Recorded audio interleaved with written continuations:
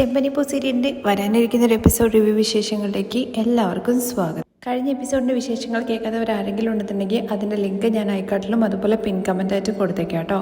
ബാക്കി വിശേഷങ്ങൾ നോക്കാം. നമ്മുടെ ശ്രുതി ആകെ ടെൻഷൻ അടിച്ചിട്ട് നേരെ ചെല്ലുന്നത് മീരയ്ക്ക് അരികിലേക്കാണ് കേട്ടോ.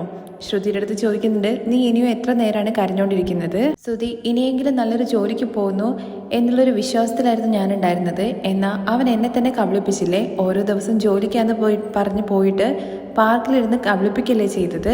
അപ്പോഴേക്കും മീര പറയുന്നുണ്ട്, അന്ന് നമ്മൾ അവിടെ പാർക്കിൽ വെച്ച് കണ്ടതല്ലേ, പക്ഷേ നീ അവനെ അന്ധമായിട്ട് വിശ്വസിച്ചു. ഒരിക്കലും ഞാൻ അങ്ങനെ ചിന്തിച്ചില്ലേടി. അവൻ എല്ലാ കാര്യവും എൻ്റെ അടുത്ത് ഷെയർ ചെയ്യായിരുന്നു, എന്നോട് ഹോണസ്റ്റ് ആയിട്ട് നിൽക്കൂ എന്നുള്ള കാര്യം ഞാൻ വിചാരിച്ചു. എന്നാൽ ഇപ്പൊ ആ വിശ്വാസം തകർത്തു. അതാണ് എനിക്ക് താങ്ങാൻ വേണ്ടി പറ്റാത്തത്. ശ്രുതി ഈ സമയത്ത് പറയുന്നു എന്ന് വിചാരിച്ചിട്ട് നീ ഒന്നും തെറ്റായിട്ട് എടുക്കരുത്. അവരുടെ ജോലി പോയതിന് നീ ഇത്രയും സങ്കടപ്പെടുന്നു, കരയുന്നു. എന്നാ നീ സുധീരുടെ അടുത്ത് എത്ര വലിയ വിഷയമാണ് മറിച്ചിരിക്കുന്നത് എന്നുള്ള കാര്യം നിനക്കറിയില്ലേ? കുത്തി നോവിക്കാൻ വേണ്ടി ഞാൻ പറഞ്ഞതല്ല, പക്ഷേ നീയും കല്യാണ വിഷയത്തിൽ അവരുടെ അടുത്ത് ഒരിക്കലും സത്യസന്ധമായിട്ട് കാര്യങ്ങൾ പറഞ്ഞില്ലല്ലോ. അതെനിക്കറിയാം. ആ ഗിൽഡിനെസ് ഇപ്പോഴും എൻ്റെ മനസ്സിലുണ്ട്.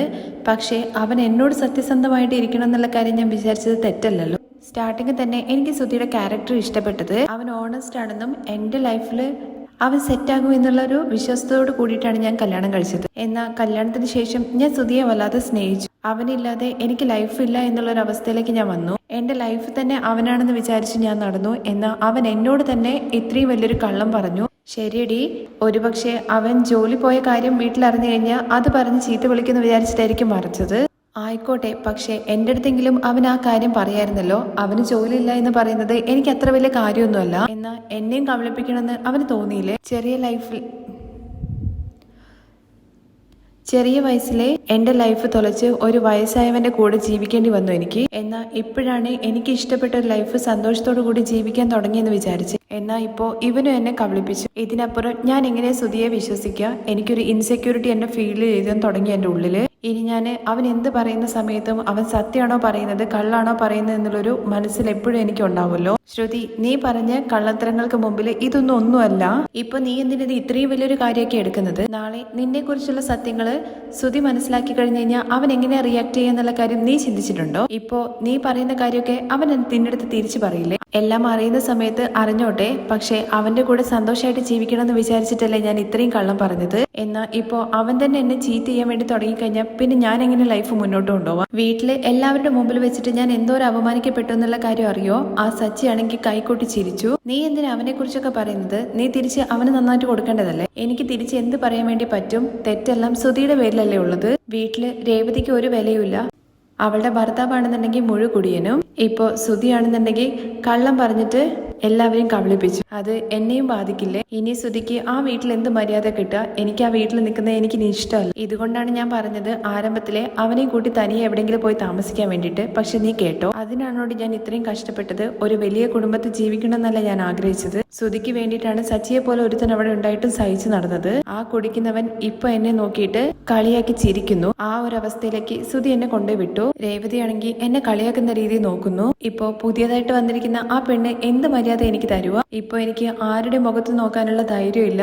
അങ്ങനെ തന്നെ അങ്ങ് തീർന്നു പോയാൽ മതി എന്നാണ് എനിക്ക് തോന്നുന്നത് എന്നൊക്കെ പറഞ്ഞിട്ട് ശ്രുതി കരഞ്ഞുകൊണ്ടിരിക്കുമ്പോ മീര സമാധാനിപ്പിക്കാൻ വേണ്ടി പറയുന്നുണ്ട് കേട്ടോ.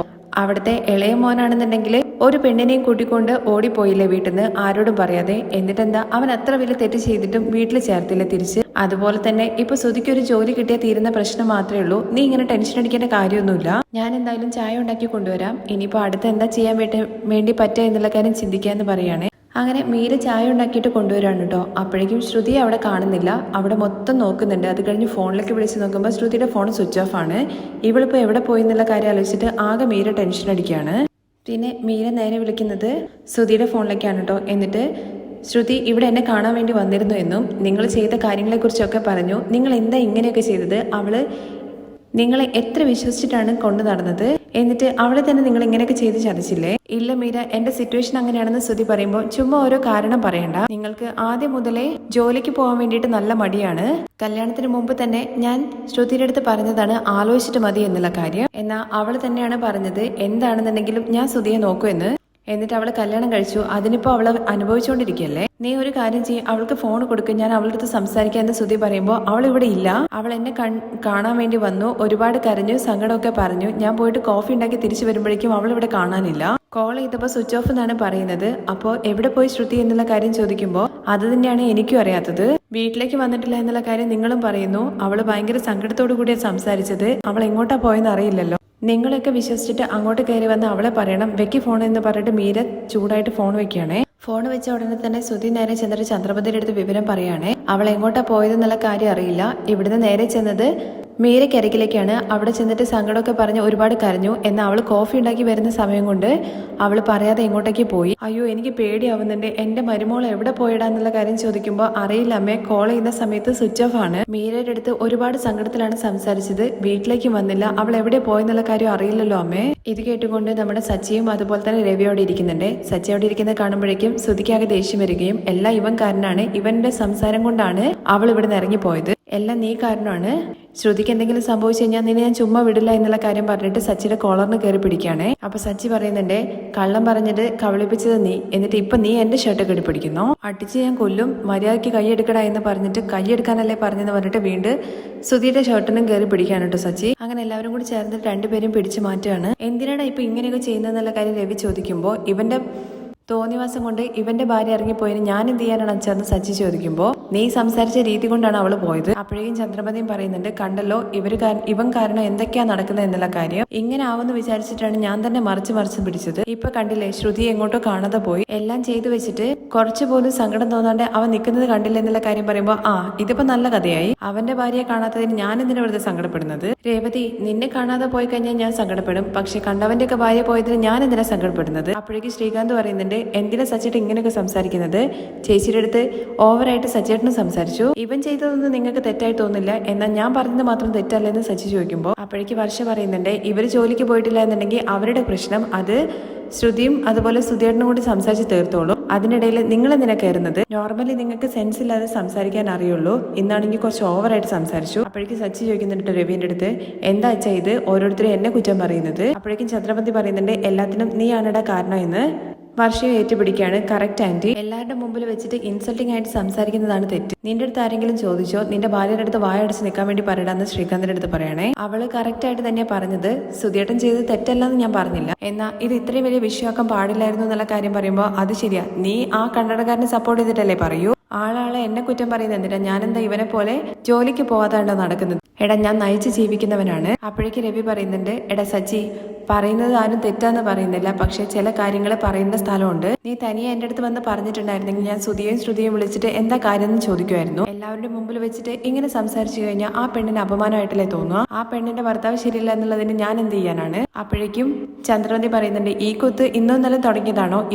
ഇവൻ കാരണം ഈ വീട്ടിൽ ഒരു സമാധാനവും ഇല്ല. ഇതൊക്കെ നടക്കുമെന്ന് വിചാരിച്ചിട്ടാണ് ഞാൻ രണ്ടുപേരെയെന്ന് പറഞ്ഞിട്ട് അങ്ങ് നിർത്തുവാണ് കേട്ടോ ചന്ദ്രമതി. എന്താ രണ്ടുപേരെയും എന്താന്ന് ചോദിക്കുകയാണെ സച്ചി, നീ ചെയ്തതാണ് തെറ്റ്, നീയും നിന്റെ ഭാര്യയും കാരണം ഈ വീട്ടിൽ ആർക്കും സമാധാനം ഇല്ല. അപ്പോഴേക്ക് രേവതി ചോദിക്കുന്നുണ്ട് അല്ല അമ്മേ, ഞാനിവിടെ വെറുതെ നിൽക്കുമല്ല, വെറുതെ എന്തിനാ ഇതിലേക്ക് എന്നെ വലിച്ചെഴുതിക്കുന്നത്? അവര് എല്ലാവരുടെ മുമ്പിൽ സംസാരിച്ചത് തെറ്റ് തന്നെയാണ്, പക്ഷേ അവര് ചോദ്യം ചെയ്ത വിഷയം തെറ്റല്ലല്ലോ. ഇവര് ഒരു ദിവസം ജോലിക്ക് പോകാണ്ടിരുന്ന സമയത്ത് സുധിയും അതുപോലെ തന്നെ ശ്രുതിയും കൂടി ചേർന്നിട്ട് എല്ലാവരുടെ മുമ്പിൽ ചോദ്യം ചെയ്തതല്ലേ? ഫൈനാൻഷ്യറുടെ മുമ്പ് വീട്ടിൽ വെച്ചിട്ട് എന്നെ ശ്രുതി കണ്ടിട്ട് എല്ലാവരുടെ മുമ്പിൽ വെച്ചിട്ടല്ലേ ഇവരെ ചോദ്യം ചെയ്തിട്ടുണ്ടായിരുന്നത്. അപ്പൊ എന്താ ആരും ഇതൊന്നും ചോദ്യം ചെയ്യാണ്ടിരുന്നത്? അങ്ങനെ ചോദിക്ക് രേവതി, ഇത് പോയിന്റാണ്, നീ വക്കീലായിട്ട് പിറക്കേണ്ടതായിരുന്നു. കേട്ടല്ലോ, ഇതിനെന്താ നിങ്ങൾക്ക് മറുപടി പറയാനുള്ളത്? തുടർന്ന് രവി പറയുന്നുണ്ട് ഇപ്പൊ അതാണ് പ്രധാനം, ഈ വീട്ടിലെ പെണ്ണ് എവിടെയാ പോയതെന്നുള്ള കാര്യം അറിയില്ല, ഇതുവരെ വീട്ടിൽ തിരിച്ചെത്തിയിട്ടില്ല. എടാ ശ്രുതി, നീ പോയിട്ട് ശ്രുതി എവിടെയാന്ന് വെച്ചാൽ പോയി കൂട്ടിയിട്ട് വാ. എവിടെ പോയെന്ന് അറിയില്ലല്ലോ അച്ഛ എന്ന് ശ്രുതി ഭയങ്കര സങ്കടത്തോടു കൂടി പറയുമ്പോൾ നീ പേടിക്കൊന്നും വേണ്ട, എവിടേക്ക് അവള് സാധാരണയായിട്ട് പോകാനുള്ള സാധ്യത അവിടെയൊക്കെ പോയി നോക്കിയിട്ട് വാ, സമാധാനപ്പെടുത്തിയിട്ട് കൂട്ടിയിട്ട് വാ, എന്നിട്ട് ബാക്കി സംസാരിക്കാം. നീ ചെയ്ത തെറ്റിന് അവളെടുത്ത് മാപ്പ് പറഞ്ഞിട്ട് അവളെ കൂട്ടിയിട്ട് വാ. തുടർന്ന് ചന്ദ്രമതി പറയുന്നുണ്ട് സുധി, ഇപ്പോൾ മലേഷ്യ നിൽക്കുന്ന അവളുടെ അച്ഛൻ ഇതിനെക്കുറിച്ചൊക്കെ അറിഞ്ഞു കഴിഞ്ഞാൽ എന്താ നമ്മളെക്കുറിച്ച് ചിന്തിക്കുക, നീ എങ്ങനെയെങ്കിലും അവളെ കൂട്ടിയിട്ട് വാ. അപ്പോഴേക്കും സച്ചിൻ പറയുന്നുണ്ട് പോടാ, അച്ഛൻ പറഞ്ഞതുപോലെ അവളുടെ കാലിൽ വീണിട്ട് അവളെ കൂട്ടിയിട്ട് വാ, അതാണ് അതിൻ്റെതായ ശരിയായ രീതി. അപ്പോഴേക്ക് രവി പറയുന്നുണ്ട് നീയും കൂടി ചെല്ല് എന്നുള്ള കാര്യട്ടോ സച്ചിയുടെ അടുത്ത്. ഞാൻ എന്തിനാ കൂട്ടിയിട്ട് വരുന്നത്? കാണാണ്ട് പോയത് അവന്റെ ഭാര്യയല്ല എന്നുള്ള കാര്യം ചോദിക്കുമ്പോൾ ആ പെണ്ണ് ഈ വീട് വിട്ടു പോകാൻ വേണ്ടിയിട്ട് നീ ഒരു കാരണം തന്നെയാണ്. നീ എന്റെ അടുത്ത് തനിയെ ഈ വന്ന കാര്യം പറഞ്ഞിട്ടുണ്ടായിരുന്നെങ്കിൽ ഇത്രയും വലിയൊരു പ്രശ്നം ആവില്ലായിരുന്നു. ഇതൊന്നും പറഞ്ഞാൽ നിനക്ക് മനസ്സിലാവില്ല. നീ ഒരു കാര്യം ചെയ്യ്, സുധിയുടെ കൂടെ പോ. അച്ഛൻ ഞാനെന്തിനാ പോകുന്നതെന്ന് സച്ചി ചോദിക്കുമ്പോൾ എടാ അവൻ തന്നെ ഭയന്നിട്ടാണുള്ളത്, പിന്നെ അവൻ എവിടെ പോയിട്ട് അന്വേഷിക്കാനാണ്, കൂടെ പോ. അപ്പോഴേക്കും ശ്രീകാന്ത് പറയുന്നുണ്ട് ഞാൻ പോവാ അച്ഛാ എന്നുള്ള കാര്യം. നീ പോണ്ട, ദാ ഇവൻ തന്നെ പോട്ടെ, ചെല്ലടായി സച്ചി എന്ന് പറഞ്ഞിട്ട് പറഞ്ഞു വിടുകയാണേ. അപ്പോഴേക്ക് രേവതിയും പറയുന്നുണ്ട് അച്ഛൻ പറയുന്നത് കേട്ടില്ലേ, സച്ചിയുടെ കൂടെ ചെല്ലെന്ന് പറയാണേ. ആ പെണ്ണ് കുറച്ച് കഴിഞ്ഞാൽ ഇങ്ങോട്ട് തന്നെ വരാൻ വേണ്ടി പോകുന്നത്, വെറുതെ മനുഷ്യന് പണി ഉണ്ടാക്കാൻ വേണ്ടിയിട്ട്.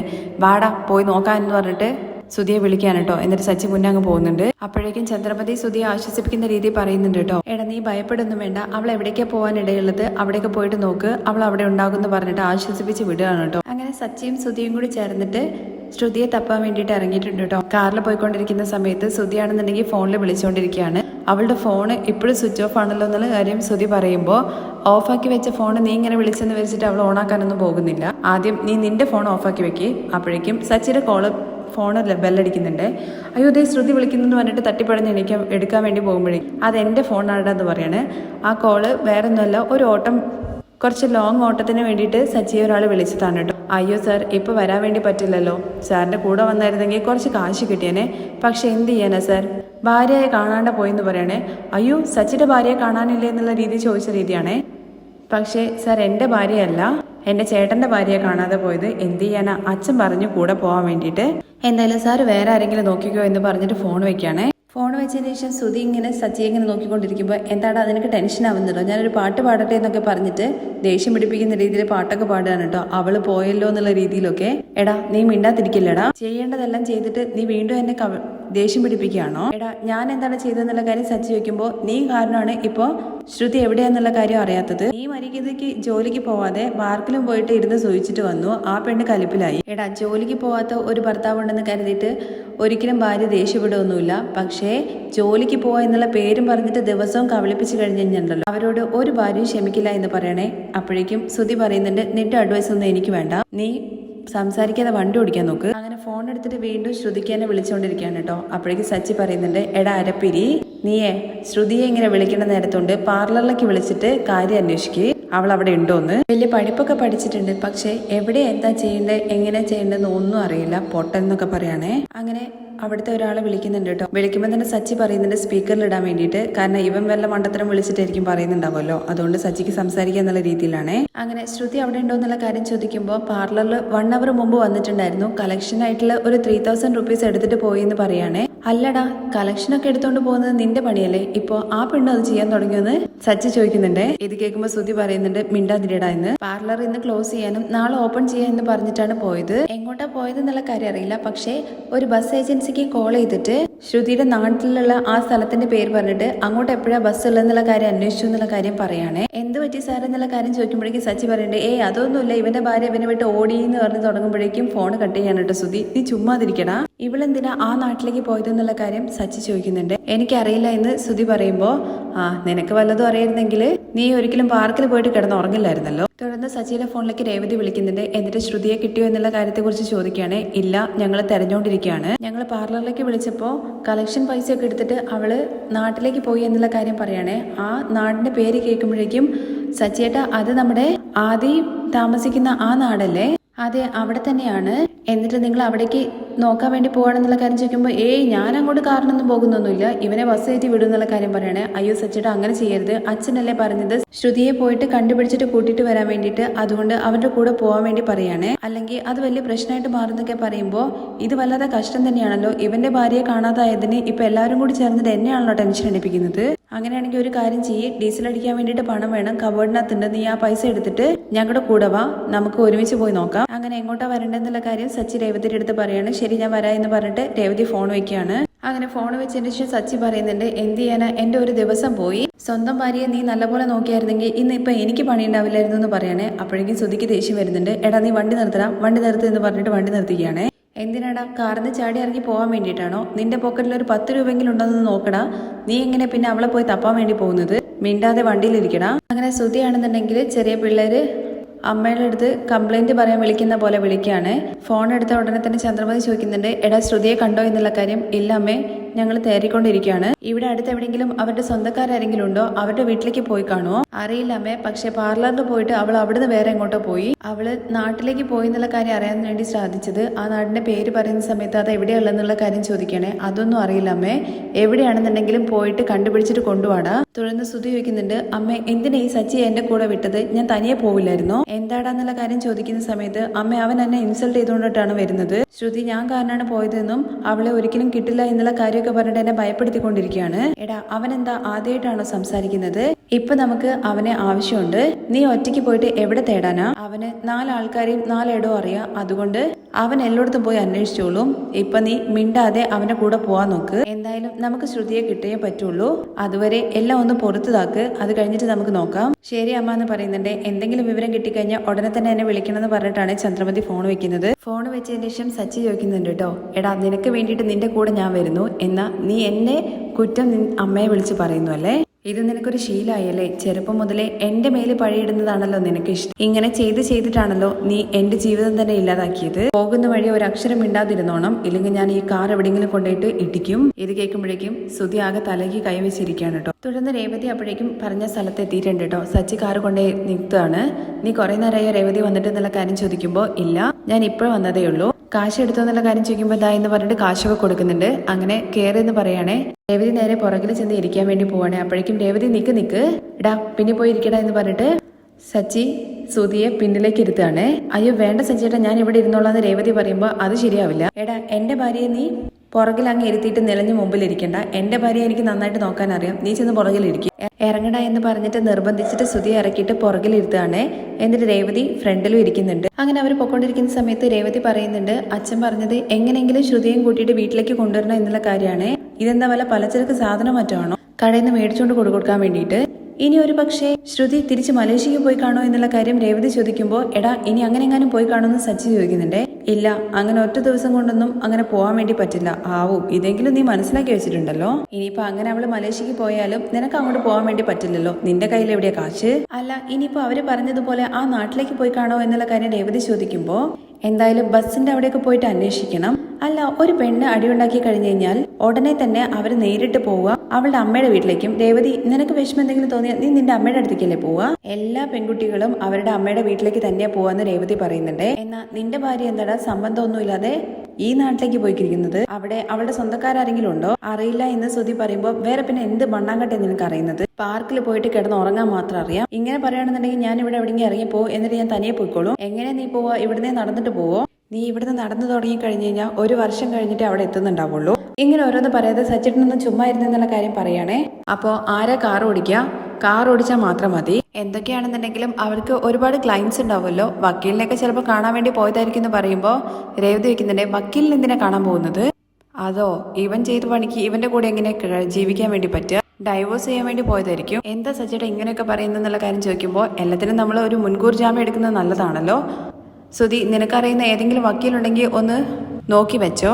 സച്ചിയേട്ട ഇപ്പൊ സംസാരിക്കാതെ വരുന്നുണ്ടോ എന്നുള്ള കാര്യം ചോദിക്കുമ്പോൾ ഞാൻ സംസാരിക്കുന്നില്ല, ശ്രുതിയുടെ സിറ്റുവേഷൻ അനുസരിച്ചുള്ള ഒരു പാട്ട് പാടാം. അങ്ങനെ ശ്രുതിയെ കളിയാക്കുന്ന രീതിയിൽ പാട്ടൊക്കെ പാടുമ്പോൾ രേവതി പറയുന്നുണ്ട്, സച്ചേട്ടൻ കാറ് മര്യാദയ്ക്ക് ഓടിക്കാൻ നോക്ക്. കണ്ടില്ലേടാ നിന്റെ ഭാര്യയെ കാണാത്തതിന് ഞാൻ അടി മേടിക്കുകയാണ്. രേവതി അടിച്ചിട്ടാണ് കേട്ടോ മര്യാദയ്ക്ക് ഓടിക്കാൻ വേണ്ടി പറയുന്നത്. ഇവനെ വേണ്ട എന്ന് പറഞ്ഞിട്ട് ആ പെണ്ണ് ഇവനെ ഉപേക്ഷിച്ചിട്ട് പോയി. ഇപ്പൊ നമ്മൾ അവനെ തേടി പോണം. ഇപ്പൊ നിങ്ങൾ സംസാരിക്കാതെ വരുന്നോ അതോ ഞാൻ അച്ഛനെ വിളിക്കണോ എന്നുള്ള കാര്യം ചോദിക്കുമ്പോൾ വേണ്ട ശരി ഞാനൊന്നും പറയുന്നില്ല എന്ന് പറയണേ സച്ചി. പോകുന്ന വഴിയിൽ ഒരു കടേന്റെ അവിടെ നിർത്തിയിട്ട് ബിസ്ക്കറ്റ് ഒക്കെ മേടിക്കുന്നുണ്ട് കേട്ടോ സച്ചി. എന്നിട്ട് കാറിൽ കയറിയിട്ട് തിന്നോണ്ടിരിക്കുമ്പോൾ ഇതിനാണോ അപ്പൊ നിങ്ങൾ പോയെന്നുള്ള കാര്യം രേവതി ചോദിക്കുമ്പോൾ അതെ, പെണ്ണ് കാണാതെ പോയെന്നുള്ളത് സത്യം തന്നെയാ. പക്ഷെ വയറ്റിനകത്തുനിന്ന് വിശപ്പ് തുടങ്ങി. അപ്പൊ എന്തെങ്കിലും മേടിച്ച് കഴിച്ചല്ലേ പറ്റുള്ളൂ. എന്നാ ഇത് നീയും കഴിച്ചോ.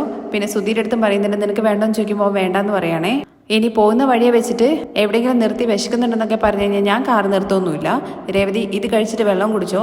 നമ്മൾ എന്താ സച്ചേട്ട ടൂറ് പോവാണോ? അങ്ങനെ അവർ കാർ ഓടിച്ചിട്ട് അവസാനം നമ്മുടെ ശ്രുതിയുടെ വീട് എവിടെയാണോ ആ നാട്ടിലെത്തുകയാണ്. അവിടെ വെച്ചിട്ട് ഫോട്ടോ കാണിച്ചിങ്ങനെ ആൾക്കാരോടൊക്കെ ചോദിക്കുന്നുണ്ട്. അതേസമയം ശ്രുതിയാണെന്നുണ്ടെങ്കിൽ അമ്മയ്ക്ക് അരികിലേക്ക് എത്തുന്നുണ്ട്. ശ്രുതിയെ തേടിയിട്ട് സച്ചിയും രേവതിയും അതുപോലെ തന്നെ ശ്രുതിയും കൂടി ചേർന്നിട്ട് ശ്രുതിയുടെ വീട്ടിലേക്ക് വരുന്നതായിട്ടുള്ള രംഗങ്ങളൊക്കെയാണ് ഇവിടെ വരാൻ വേണ്ടി പോകുന്നത്. ശ്രുതിയുടെ കള്ളത്തരങ്ങൾ പിടിക്കോ ഇല്ല എന്നുള്ള കാര്യങ്ങളൊക്കെ ബാക്കിയുള്ള വിശേഷങ്ങൾ നമുക്ക് വഴിയെ വരുന്ന എപ്പിസോഡിൽ കാണാൻ വേണ്ടി സാധിക്കുന്നതാണ്. ബാക്കി വിശേഷങ്ങൾ കേൾക്കാൻ താല്പര്യമുണ്ടെന്നുണ്ടെങ്കിൽ നെക്സ്റ്റ് എപ്പിസോഡിൽ നിന്ന് കമന്റ് ചെയ്യണേ. താങ്ക്